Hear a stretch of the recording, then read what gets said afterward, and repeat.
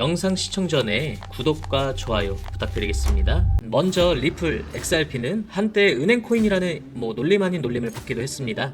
그런데 이제 글로벌 은행 시티그룹의 가치를 넘어섰고 이 찰스 슈어까지도 제쳐버렸습니다.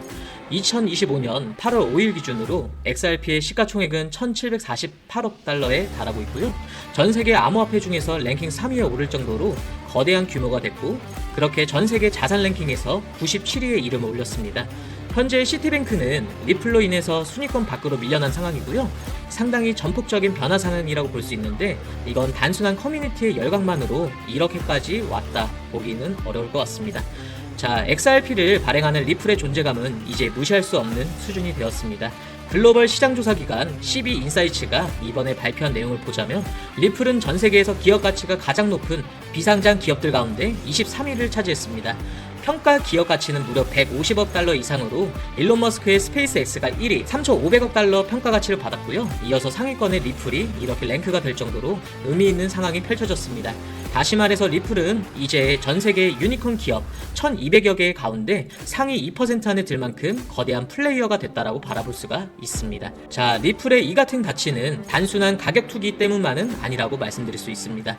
IDG 캐피탈, 라이트 스피드 벤처스 이런 유수 투자자들이 리플에 일찌감치 투자를 해왔고, 리플은 2019년 12월에 이미 유니콘 리스트에 이름을 올렸습니다. 이런 배경에는 지속적으로 추구해온 국경 간 결제 혁신과 디지털 자산 인프라 구축에 대한 시장의 신뢰가 깔려 있거든요. XRP가 기반이 된 ODL 솔루션으로 은행 간 실시간 송금을 실현하려는 노력, 또 최근에는 메타코어 인수로 디지털 자산 커스터디 분야까지 사업을 확장한 것 등이 좋은 사례라고 볼 수 있습니다. 이제 리플은 더 이상 작은 스타트업이 아닌 전통 금융과 어깨를 나란히 할 만큼의 존재감을 갖춘 그런 기업으로 성장을 했습니다. 흥미로운 것은 한편에서 전통 금융권이 블록체인 세계로 대거 진입하고 있다는 사실입니다. 시티그룹, JP모건, 골드만삭스 같은 글로벌 시스템적으로 중요한 은행들이 최근 몇 년 동안 관련 스타트업에 엄청난 투자를 쏟아붓고 있습니다. CB인사이츠 보고 내용에 따르면 2020년부터 2024년까지 글로벌 은행들이 참여한 블록체인 기업 투자는 무려 345건에 달합니다. 대부분 초기 단계 투자인데 이 가운데는 건당 1억 달러 이상의 투입이 된 메가 라운드도 33건이나 포함된 것으로 전해졌습니다. 자, 시티그룹과 골드만삭스가 각각 18건으로 가장 활발했고요. JP모건과 일본 미쓰비시 UFJ도 15건을 기록하며 뒤를 이었습니다. 이들 거래은행이 투자한 분야를 보면 자산 토크나 디지털 결제, 디지털 자산 관리와 커스터디 이런 것 등으로 우리가 흔히 블록체인 금융의 핵심 분야라고 부르는 이런 영역들입니다. 투자 사례 몇 가지를 본다면 브라질의 핀테크 클라우드 워크는 이타우 은행 등의 지원으로 두 차례 걸쳐서 7억 5천만 달러 이상을 유치했고, 독일의 솔라리스도 SBI 그룹에 1억 달러 투자를 받아서 유럽 디지털 뱅킹 시장에 뛰어들었습니다. 이처럼 전통 금융기관들은 초기 스타트업부터 거액 라운드까지 가리지 않고 블록체인 기술에 베팅을 하고 있습니다. 자, 눈여겨볼 점은 이런 기업들 가운데 최상위 은행들만 따로 놓고 봐도 100건이 넘는 투자가 이루어졌다는 겁니다. 전 세계 금융 시스템에 충격을 줄 만큼 거대한 은행들이 100건이 넘는 블록체인 투자를 직접 주도한 거예요. 심지어 이들이 주도한 메가라운드 투자도 14건이나 됐는데, 국적으로 보면 미국과 일본 계열 은행들이 거래 건수에서는 앞섰지만 싱가포르, 프랑스, 영국 등의 은행들도 활발히 참여했습니다. 이런 움직임은 단순 호기심이 아니라 미래 금융 패권을 위한 전략적인 투자로 해석할 수 있을 겁니다. 실제로 2022년 이후에 전 세계적으로 블록체인 스타트업에 유입된 자금은 1억 달러를 넘어섰고 4년 동안 10,000건 이상의 딜이 성사된 것으로 집계되고 있습니다. 말 그대로 전례 없는 기술 대전 안에 금융권이 뛰어든 것으로 바라볼 수가 있습니다.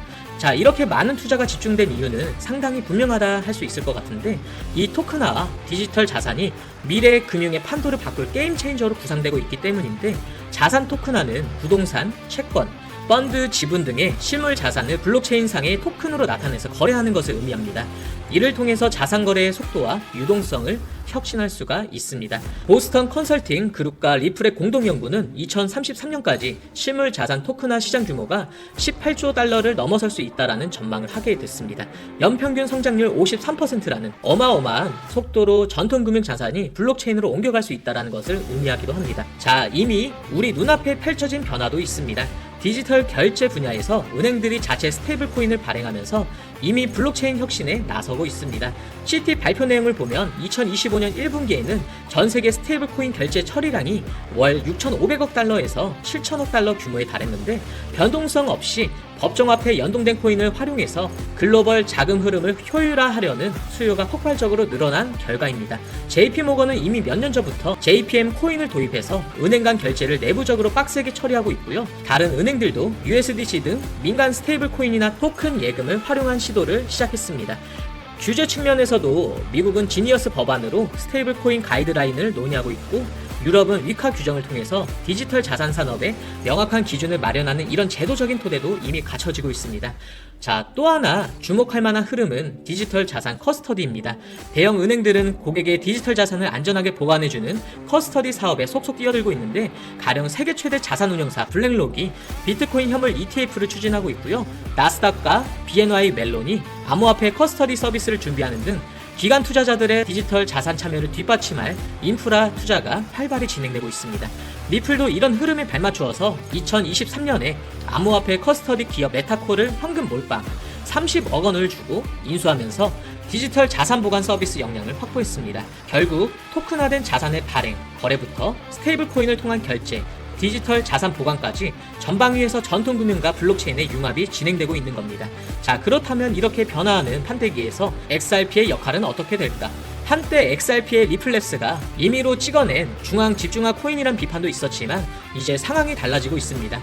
앞서 짚어드린 것처럼 리플사는 이미 전통 금융권과 긴밀히 호흡할 수 있는 위치까지 올라섰고요.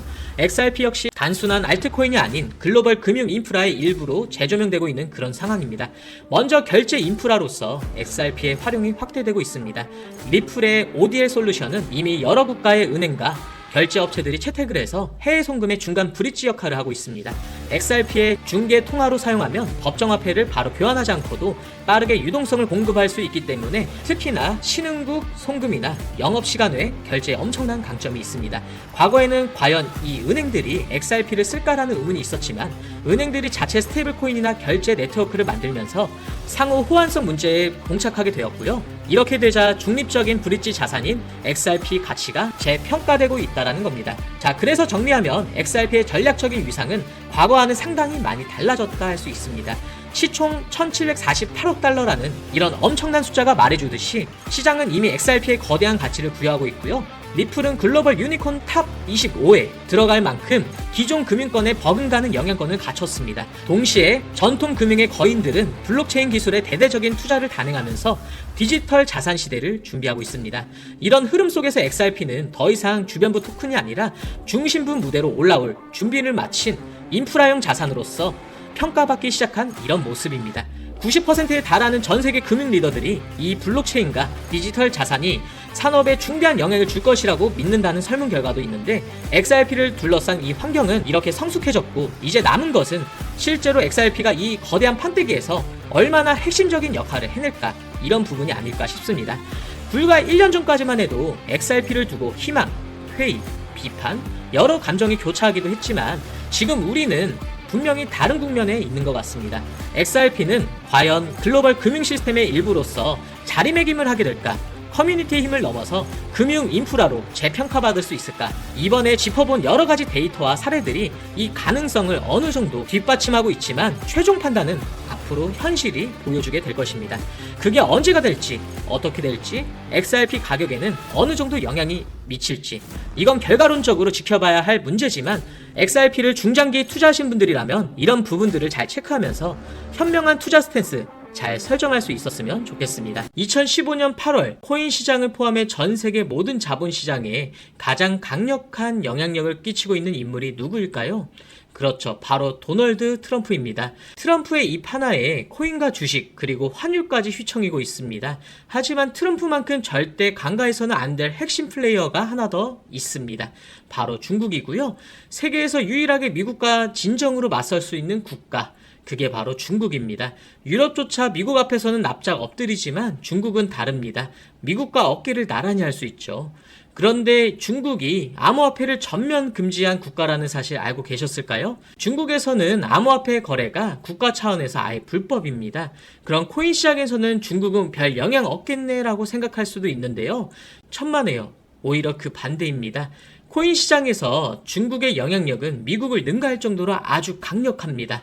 왜일까요? 미국 투자자들은 주로 비트코인, 이더리움과 같은 메이저 코인에 집중합니다. 근데 중국은 다릅니다. 정부의 암호화폐 전면 금지 조치 때문에 장외 거래 중심의 비공식 코인 시장이 엄청나게 발달해 있습니다. 중국인들은 비트코인보다 덩치가 더 작고 움직임이 더 빠른 알트코인들을 더 선호하고 있거든요. 그런 중국인들이 장외에서 매수하고 있는 코인들은 정말 빠르게 그리고 정말 높게 상승하고 있습니다. 중국의 장외 시장은 세계에서 가장 크고 가장 은밀합니다. 충격적인 건 중국 장외 코인 시장에서는 불법 외환 거래, 자금 세탁, 그리고 러시아에 연결된 거래까지 이루어지고 있습니다. 중요한 건 중국 장외 코인 시장의 거래 규모는 상상을 초월하고 있다는 겁니다. 수천억 원 수준이냐고요? 놀라지 마세요. 분기당 약 90조 원, 연간으로는 약 360조 원이 넘는 규모거든요. 이런 엄청난 돈이 몰리는 곳, 그게 바로 중국 장외 코인 시장입니다. 그리고 저는 우연이 아닌 집요한 노력 끝에 중국 장외 거래 브로커들의 핵심 텔레그램 방에 직접 들어갈 수 있었습니다. 그곳에서 입수한 절대 외부에 공개되지 않는 내부 자료, 지금 유튜브 최초로 일부만 공개하겠습니다. 중국 장외 코인 시장 브로커들은 이렇게 매매 계획표를 지들끼리만 주고받고 있었습니다. 왼쪽에는 날짜와 시간이 나와 있었고 오른쪽에는 코인의 티커가 나와 있었습니다. 그리고 초록색 글자가 매수, 빨간색 글자가 매도 신호였는데요. 시간이 없으니까 빠르게 몇 개만 확인해 보겠습니다. 중국 장외 코인 시장 브로커들은 8월 1일에는 사하라 코인을 매수하라고 나와 있었는데요. 업비트에서 사하라 AI 코인 8월 1일자 확인해 보시면 놀랍게도 사하라 AI 코인은 8월 1일 이후에 이렇게 갑자기 순식간에 23% 정도 급등한 것을 확인할 수 있었습니다. 좋아요. 한 번은 우연이라 치고 다음 신호 한번 확인해 보겠습니다. 중국 장외 코인 시장 브로커들은 8월 2일에는 MNT 멘틀 코인을 매수하라고 나와 있었습니다. 업비트에서 MNT 멘틀 코인 8월 2일 이후에 어떻게 됐는지 확인을 해보면 멘틀 코인 역시 8월 2일 이후에 갑자기 이렇게 또 순식간에 61% 정도 급등한 것을 확인해 볼 수 있었습니다. 이쯤 되면 조금은 무섭죠? 마지막으로 하나만 더 확인해 보겠는데요. 중국 장외거래 브로커들은 8월 3일에 에테나 코인을 매수하라고 이렇게 나와 있습니다. 업비트에서 에테나 코인 8월 3일 이후에 가격 변동폭이 어떻게 됐는지 확인해 보면 에테나 코인은 갑자기 8월 3일 이후에 이렇게 58% 정도 급등한 것을 확인해 볼 수 있었습니다. 진짜 대박이죠? 이게 바로 중국 장외 코인 시장의 파워입니다. 코인 시장에서는 미국보다 강력한 힘을 끼치고 있었던 게 바로 중국 장외 코인 시장이라는 거죠. 제가 아주 어렵게 입장할 수 있었던 이 중국 장외 코인 시장 브로커들의 텔레그램 방에서는 이렇게 코인별로 매수 예정 날짜와 매수 금액 규모까지 아주 자세하게 나와 있었습니다. 이러니까 개인 투자자들이 돈을 못 벌고 있었던 거죠. 이런 정보가 없으니까 매일 손해만 보고 수익은 못 보고 있던 겁니다. 하지만 반대로 이런 정보만 있다면 일주일에 아무리 못해도 50% 정도 수익을 보는 건 일도 아니라는 거죠. 순식간에 인생을 역전할 수는 없겠지만 중국 장외 코인 시장 브로커들의 매매 계획표를 가지고 3개월만 신호를 잘 따라갈 수만 있다면 어쩌면 인생 역전도 가능할지도 모른다는 겁니다. 그리고 구독자분들에게 있어 진짜 기회인 건 중국 장외 코인 시장 브로커들의 매매 계획표는 남아있는 8월에 일정도 있었지만 다가올 9월에 매매 계획표도 이미 있었다는 겁니다. 다만 아쉽게도 10월 것까지는 아직 안 나왔는데요. 그럼에도 불구하고 이 영상 여기까지 시청해주신 저희 구독자분들은 남아있는 8월과 다가올 9월에는 그 누구보다 큰 수익을 낼 수 있다는 거죠. 중국 장외 코인 시장 브로커들의 8월 매매 계획표와 9월 매매 계획표 여기까지 시청해주신 구독자분들에게만 공개하겠습니다. 하지만 유튜브 영상을 통해 공개를 한다면 수급이 꼬일 거고 다른 채널에서 악용할 수도 있습니다. 그래서 이렇게 공개하는 점 양해 부탁드리고요. 구독과 좋아요만 눌러주시고 제 개인 번호 010-3965-2048 번호로 숫자 7 또는 중국이라고 두 글자만 문자 보내주시면 중국 장외 코인 시장 브로커들의 8월 매매 계획표와 9월 매매 계획표를 기반으로 올라갈 종목들 매수, 매도 타점, 같이 연락드려서 안내드리겠습니다. 저도 아주 어렵게 구한 자료이기 때문에 이렇게 공개하는 점 양해 부탁드리고요. 바로 안내드린 코인들 투자하지는 않더라도 정말로 안내드린 코인들이 급등하는지는 꼭 확인해 보시길 바랍니다. 그리고 소름 돋게도 저와 같이 앞에서 확인하신 것처럼 중국 장외코인 시장 브로커들의 매수 신호가 있었던 코인들은 항상 엄청나게 올랐었습니다. 이 영상 여기까지 시청해주신 구독자분들은 인생 역전까지는 아니더라도 남아있는 8월과 다가올 9월에는 그 누구보다 더 큰 수익금 제가 무조건 챙겨드린다는 거죠.